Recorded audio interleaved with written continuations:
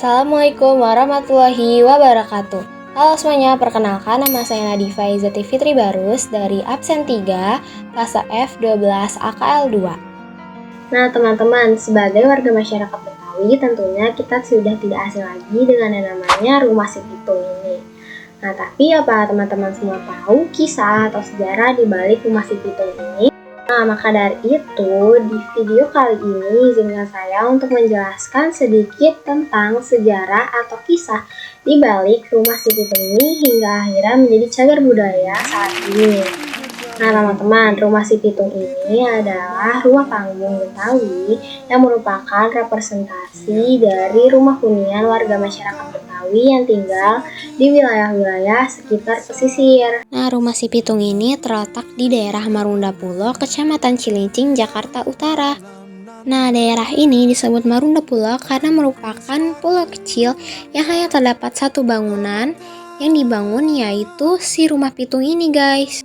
Sebelum dikenal dengan nama Rumah Si Pitung, rumah tersebut dijuluki atau diberi nama dengan warga masyarakat lokal Betawi dengan sebutan Rumah Tinggi.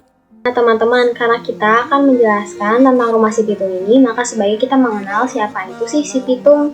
Nah, Si Pitung ini adalah sosok yang dikenal memiliki keberanian yang sangat tinggi dan kerap melakukan pemberontakan atau perlawanan terhadap para penjajah Belanda. Perlawanannya ini dilakukan dengan kemampuan bela dirinya, yaitu silat. Selain dikenal karena sifat beraninya yang tinggi, Si Pitung juga dikenal karena aksinya yang suka merampok. Namun, hasil rampokannya bukan hanya semata-mata ia gunakan untuk diri sendiri, melainkan ia bagikan kepada warga masyarakat Betawi yang memang membutuhkan. Dan hal tersebut dianggap merupakan tindakan yang ironi bagi warga masyarakat Betawi. Nah, lalu apa sih hubungannya rumah ini dengan Si Pitung? Rumah ini sebenarnya bukan milik Si Pitung, melainkan dimiliki oleh seorang juragan yang bernama Tuan Safrudin. Nah, karena sifatnya yang sering melakukan pemberontakan ini, Si Pitung kerap kali dikejar oleh para penjajah Belanda.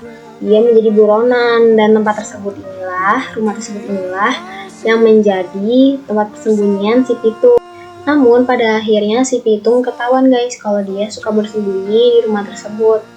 Nah, sang juragan yang enggan dituduh bersongkol dengan Si Pitung, maka ia lebih memilih untuk memberikan rumah tersebut kepada Pitung. Namun akhirnya rumah tersebut jarang ditinggali oleh Si Pitung dan akhirnya dibiarkan begitu saja. Dan akhirnya pada tahun 1972 akhirnya rumah tersebut dibeli oleh Pemda DKI dan beberapa kali dilakukan renovasi sehingga akhirnya menjadi cagar budaya saat ini.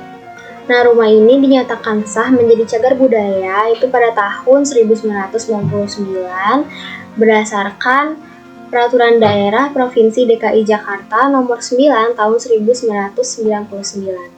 Dan Rumah Si Pitung ini masih beroperasi hingga saat ini, dan jika kalian pergi ke sana, kalian tuh bisa melakukan kegiatan mempelajari budaya Betawi dan kalian bisa tahu barang-barang seperti apa saja yang ditinggalkan dari zaman dahulu. Karena kan barang-barang yang ada di dalam rumah tersebut merupakan barang-barang asli peninggalan dari zaman dahulu, guys.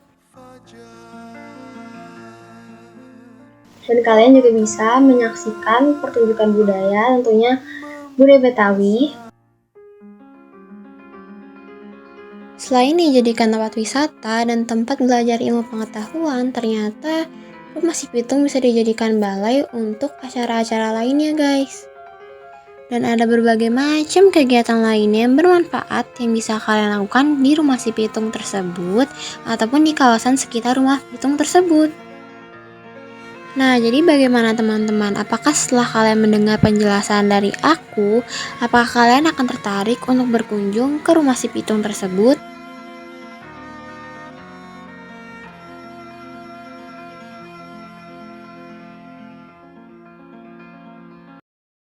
Nah, segitu saja guys video penjelasan singkat mengenai sejarah di balik Rumah Si Pitung dari aku.